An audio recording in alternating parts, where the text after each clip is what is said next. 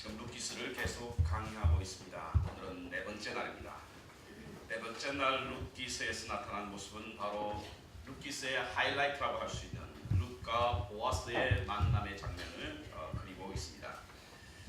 시어머니인 나오미에게 인내와 긍휼, 자비와 사랑을 보였던 하나님의 헷세르가 이제는 보아스를 통해서 룻에게 전달됩니다. 룻이 시어머니를 잘 섬겼더니 하나님께서 그 룻에게 보상을 해주는 것입니다. 보응을 해주는 것이죠. 그래서 하나님은 하나님의 사랑을 베푸시는 자에게 하나님의 사랑으로 대갚으신다는 사실을 알게 하는 것이 바로 오늘 본문에 있는 말씀인 것입니다.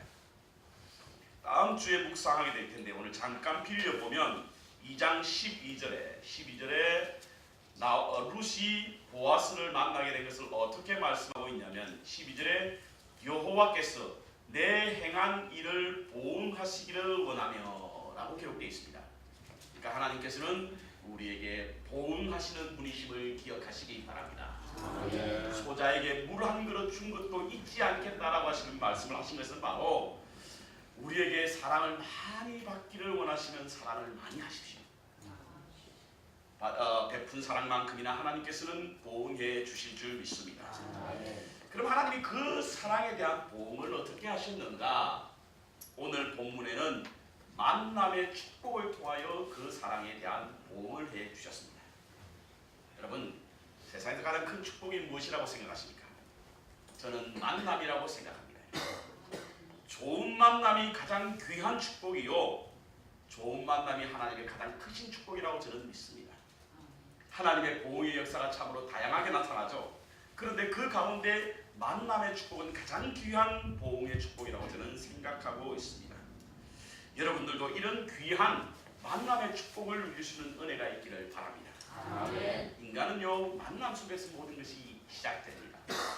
독일의 유명한 철학자인 마틴 부버는요, 일찍이 너와 나라고 하는 책에서 인생은 만남이다 라고 하는 정의를 내렸습니다.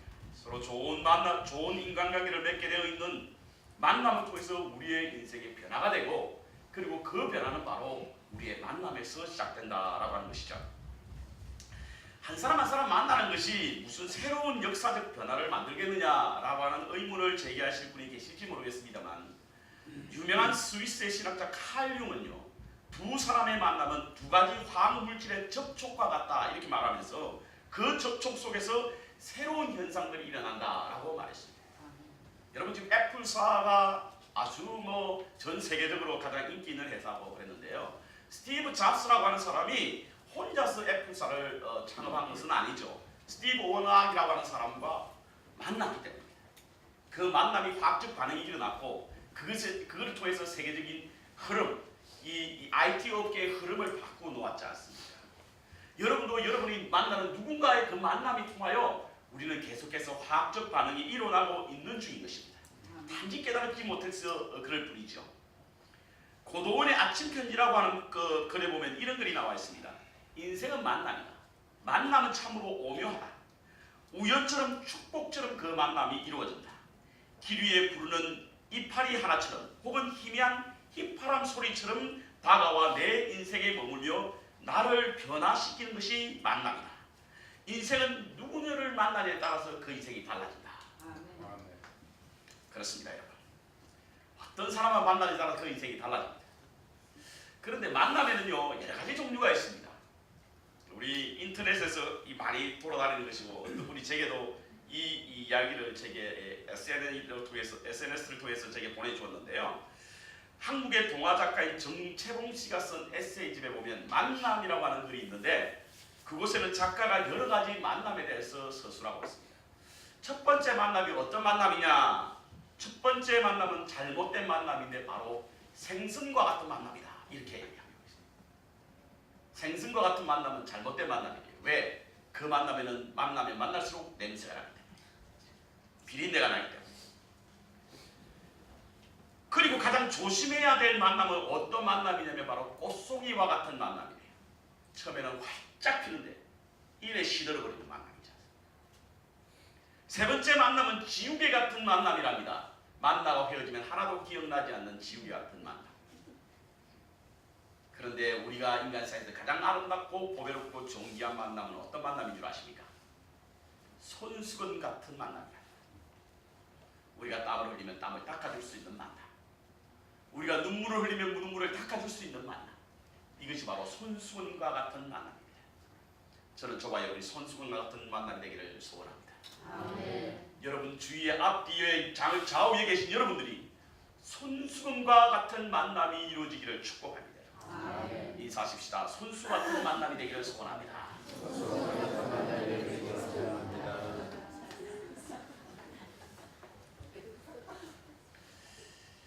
공동생활을 오래 했던 어떤 목사님이 이탈리아에 있는 한 공동체를 방문했습니다. 그곳에는 약 400여 명이 함께 공동생활하는 공동체였는데요. 이들의 모습은 아침, 점심, 저녁으로 항상 따뜻하고 변함이 없었대요. 그래서 이곳을 방문한 어떤 목사님이 물었답니다. 공동생활하면 문제가 많잖아요. 없습니까? 우리 간혹 일주일에 한 번씩 만나는 또 문제가 이렇게 있는데 아침, 점심, 저녁으로 만나는 사람이 얼마나 문제가 많겠습니까? 그런데 이 공동체는 언제나 한결같이 변함없는 모습으로 따뜻하고 아름답게 맞이하는 모습을 보고 그 공동체를 방문했던 목사님이 이렇게 물었답니다. 아니 어떻게 그렇게 신선한 사랑을 매일 나눌 수 있습니까? 지겹지 않으세요? 그랬더니 거기 공동체의 일원인 한 사람이 이렇게 대답을 하더랍니다. 우리는 매일 아침 이런 기도를 드립니다. 주님, 오늘 내가 만나는 한 사람 한 사람을 내가 처음 만나는 사람인 것처럼 대하게 하여 주옵소서. 이 기도가 여러분과 저의 기도가 되기를 소원합니다. 하루에도 수많은 사람을 만날 겁니다. 30년, 40년 된 만남을 가진 사람도 있을 거예요. 그러나 그런 사람을 만난다고 할지라도 처음 만나는 사람인 것처럼 대할 수 있는 그런 아름답고 보배롭고 소중한 만남이 여러분들의 그 만남을 신선하게 만들어주고 아름답고 보배롭고 만들어주게 될 줄 믿습니다. 만남이 인생의 행복과 불행을 결정짓거든요. 좋은 만남, 아름다운 만남, 보배로운 만남은 여러분에서부터 시작할 수 있는 은혜가 있기를 소원합니다. 오늘 보니까 룻이 보아스를 만나게 되는 축복을 그린 장면입니다. 먼저는 보아스가 어떤 사람인가에 대하여 오늘 말씀이 전하고 있는데요. 그는 엘리멜렉의 친족 중에 있습니다. 엘리멜렉이 누구냐? 그의 시모였던 나오미의 시댁이 바로 엘리멜렉이었어요. 그러니까 나오미의 시숙중 될까요? 그렇지 않으면 오촌 당숙중 되겠습니까? 아무튼 그 시댁의 라인 중에 한 사람이 바로 이 보아스였고 그 보아스는 어떤 사람이었냐? 유력한 자였다.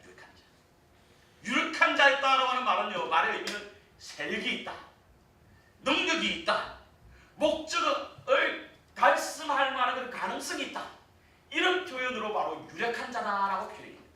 그러니까 아마 보아스는 혈통으로는 시댁에 연관이 있는 혈통을 가졌고 그리고 그의 삶의 모습은 모든 일을 가능할 만한 능력이 있는 사람이 바로 보아스였다.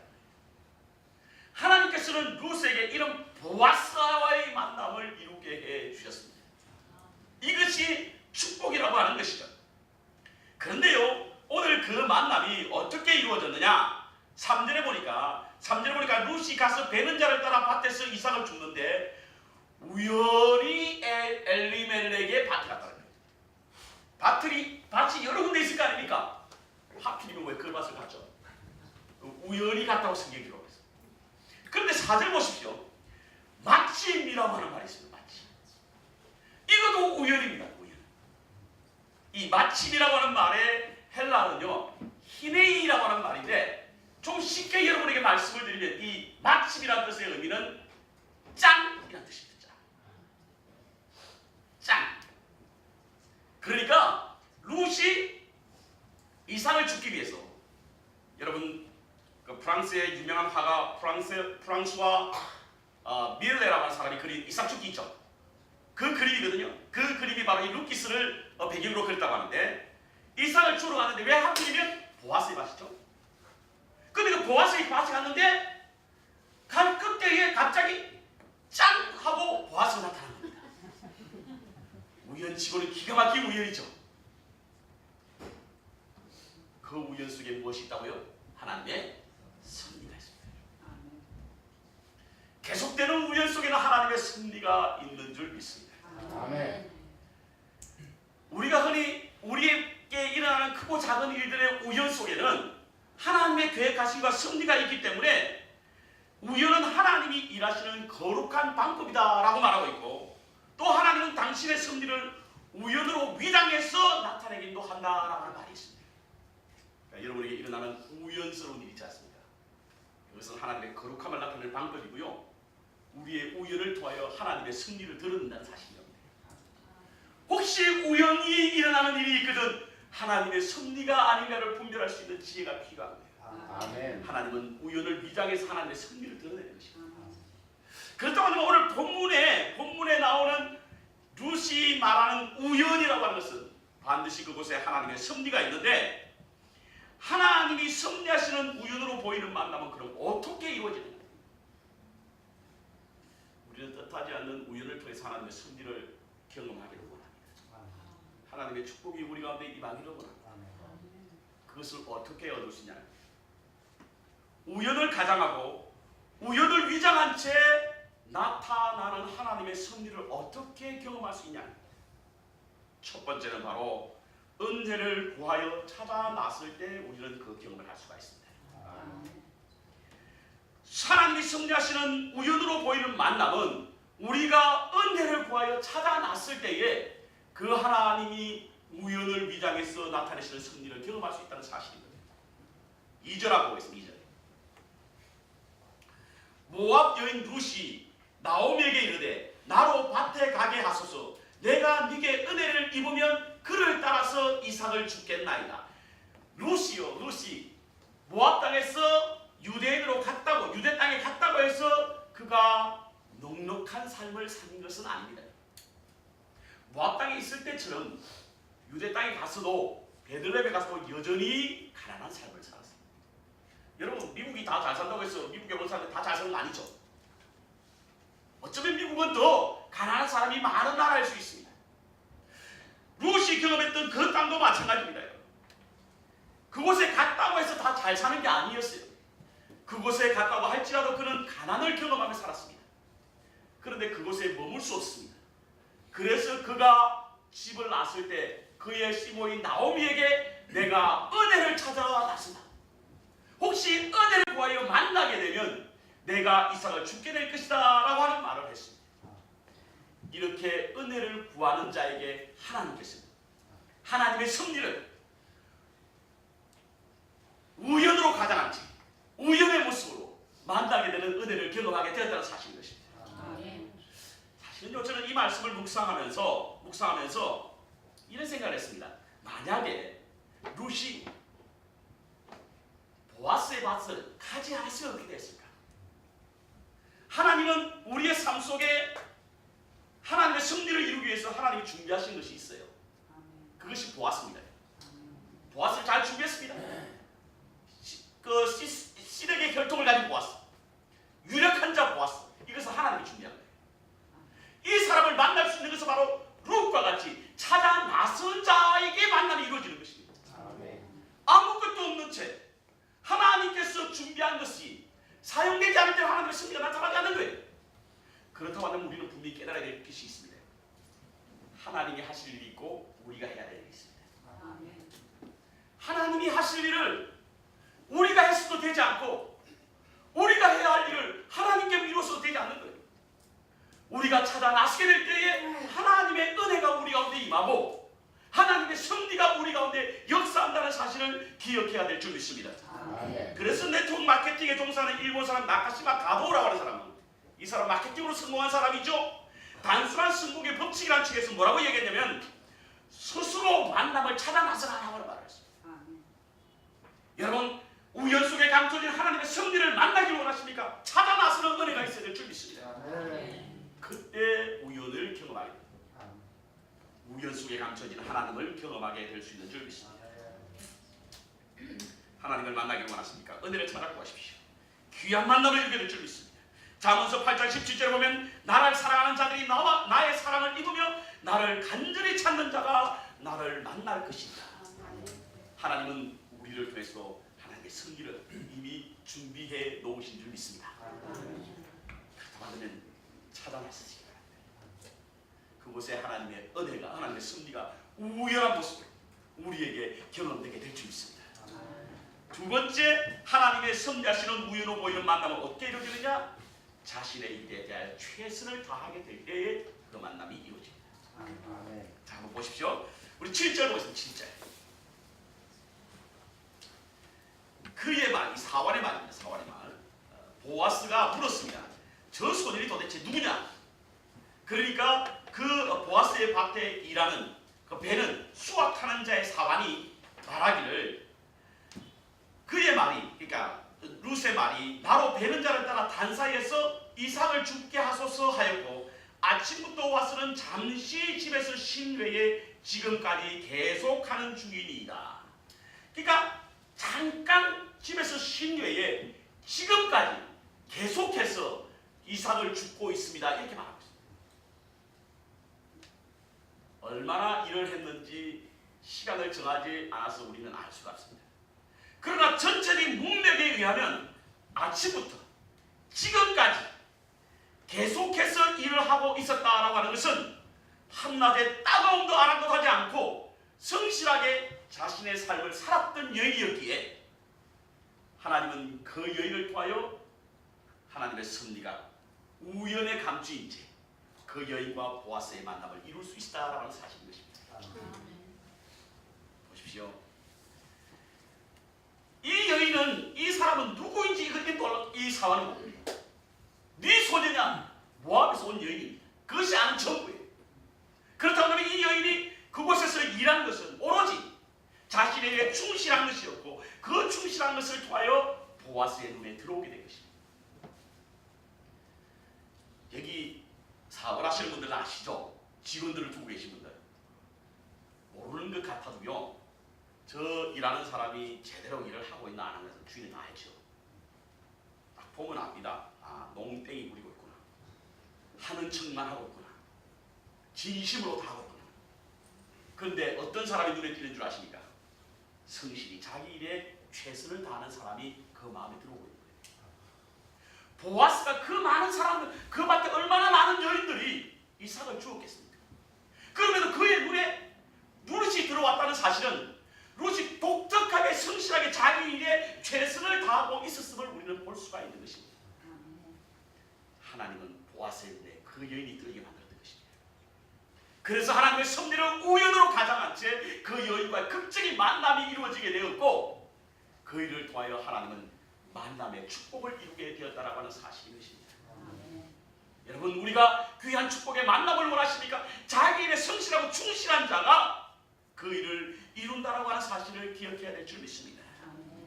우연은 우리가 보기에는 갑작스럽게 예기치 않는 모습으로 뜻하지 않게 나타납니다.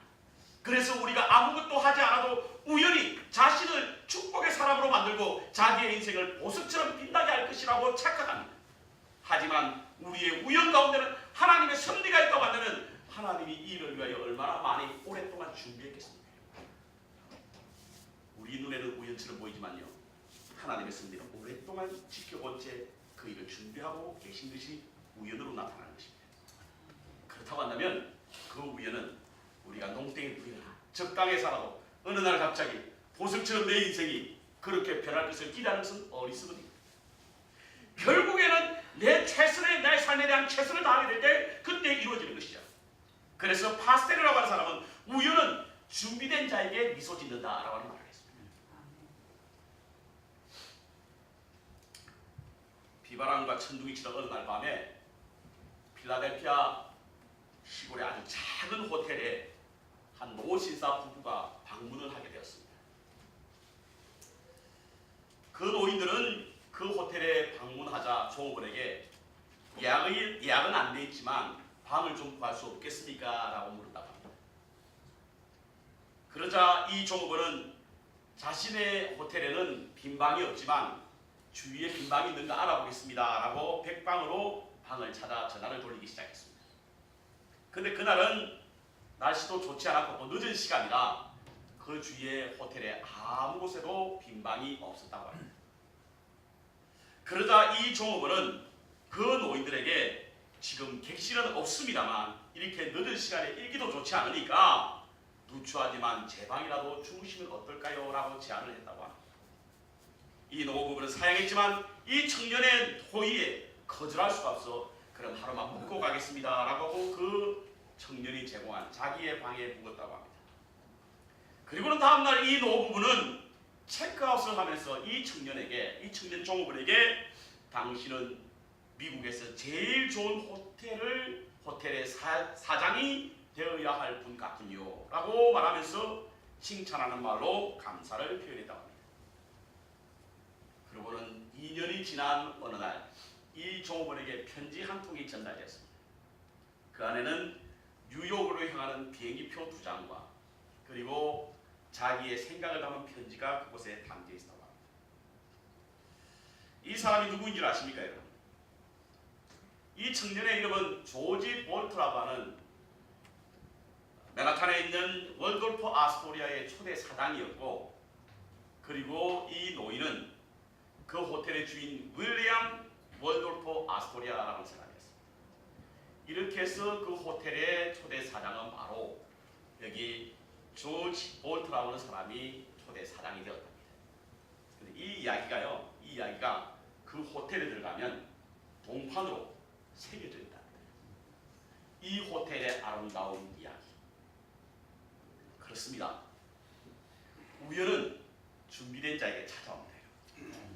자신의 일에 성실하고 충실한 자에게 하나님의 섭리는 우연의 모습으로 가장한 채 우리에게 온다는 사실을 기억해야 될 줄 믿습니다. 아멘. 오늘 아침 신문에 보니까요, 미국의 유명 대학인 조지 메이슨 대학의 특수교육과 교수로 계시는 정유선 교수가 신문에 났습니다. 왜 신문에 났냐면 그 학교의 학생 32,000명과 교수가 뽑은 올해의 교수상에 바로 이 정유선 씨가 뽑힌 겁니다. 대단한 겁니다. 여러분 별로 놀라지 않은데요. 조지 메이슨 대학이라고 하는 데가 유명한 대학이지 않습니까? 거기에 32,000명의 학생과 교수가 올해 교수상으로 뽑혔다고 하는 것은 우리 대한민국이 사람으로서의 긍지가 있고요. 자부심이 있습니다. 이 사람이 교수상에 뽑혔다는 그 소식을 제가 접했습니다. 그런데 이 정유선 씨 기사를 제가 1년 전에 참 감동 있는 기사가 나와가지고 이것을 스크랩한 게 있거든요. 그래서 그 스크랩을 다시금 열어보았습니다. 1년 전에 그녀가 강의한 그런 내용을 제가 보니까 이 여인이 바로 내성마비 장애인이거든요. 내성마비 장애인. 그리고 이 여인의 그 어머니가 누구냐면 여러분도 혹시 아실지 모르겠습니다만 1960년도에 울릉도 트위스트라는 노래 아세요? 뭐 여러분들 매일 성경만 보기 때문에 가요는 잘 모르시겠습니다만 1960년도에 울릉도 트위스트라고 하는 노래 불렀던 이 시스터즈의 한 사람이었던 김희선 씨예요.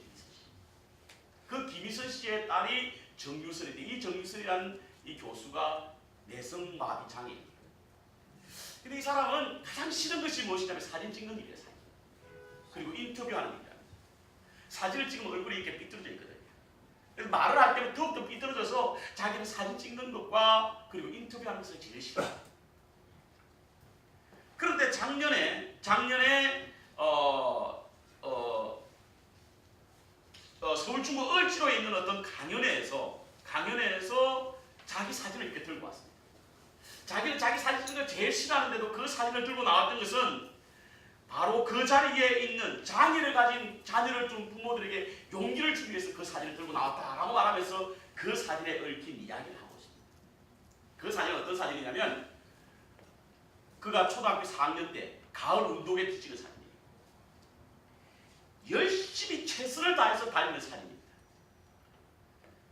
마치 1등처럼 돌아오는 그런 모습을 찍은 사진인데 그런데 그때 이 정유선 교수가 달렸던 100m 달리기에 4명 중에 몇 등이었냐면 바로 4등이었답니다. 그런데도 그는 열심히 달리는 그 모습으로 사진이 찍혔고 그 사진을 설명하고 있었습니다. 이때에 김인선 씨, 정유선 교수의 그 어머니가 이 말을 듣더니 갑자기 그날을 떠올리면서 얼굴을 붉히며 이렇게 말했습니다. 운동회 하는 날 100m 달리는 딸을 보면서 뒤에 아무도 따라오지 않는데, 그리고 1등부터 3등은 이미 끝이 나서 쉬고 있는 그때에도 최선을 다해서 마치 1등으로 달려오는, 그래서 누군가 쫓아오는 모습으로 달려오는 딸을 보면서 자기는 펑펑 울었다라고 말했습니다. 한번 여러분 연상해 보십시오. 내 아들이 장애인인데 100m를 달립니다. 달리는 그 모습도 안쓰러울 뿐만 아니라 다 1등부터 3등까지 끝이라고 쓰고 있는데 4등으로 달려오면서도 자기가 마치 1등으로 달려오는 것처럼 뛰어다녀 나오는 모습을 본 그 김희선 씨는 그날 자기의 딸이 들어오는 모습을 보면서 펑펑 울었다는 거죠. 그런데 울은 것은 안쓰러워서가 아니라 자신의 뒤에 아무도 따라오지 않는 4등을 달리는데도 마치 1등으로 들어오는 사람처럼 끝까지 포기하지 않고 뛰어오는 딸을 보면서 한없이 자랑스러웠던 마음이 있었기 때문에 그는 그렇게 울었다라고 인터뷰를 했습니다. 이 정유선 교수가 강의 마지막에 이런 말을 남겼습니다. 기적이란 이처럼 최선을 다하는 사람에게 인생이 주는 선물이라고 생각합니다. 저는 이 인터뷰 기사를 읽으면서 하나님의 섭리도 바로 이와 같지 않을까. 우연하게 나타나는 하나님의 기적, 섭리가 누구를 통해서 주시는 선물일까? 어떤 사람에게 주시는 선물일까? 최선을 다하여 달리는 사람에게 주시는 하나님의 선물이라고 저는 믿습니다. 인생의 출발 자체가 만남으로 시작됩니다. 우리는 우연히 많은 사람을 만나게 됩니다. 그 우연 속에 하나님의 섭리가 있습니다. 하나님의 섭리가 우연으로 가장해서 나타나기 때문입니다. 이를 위해서 우리는 은혜를 구하며 그 우연을 찾아야 될 줄 믿습니다. 하나님을 향한 신실한 믿음으로 주어진 삶에 성실히 살아가야 합니다. 이때 하나님의 섭리는 우연의 모습으로 우리에게 나타나게 될 줄 믿습니다. 저와 여러분들이 우연의 모습으로 우리에게 다오시는 하나님의 섭리로 인해서 만남의 축복이 있는 축복된 인생을 사시는 저와 여러분들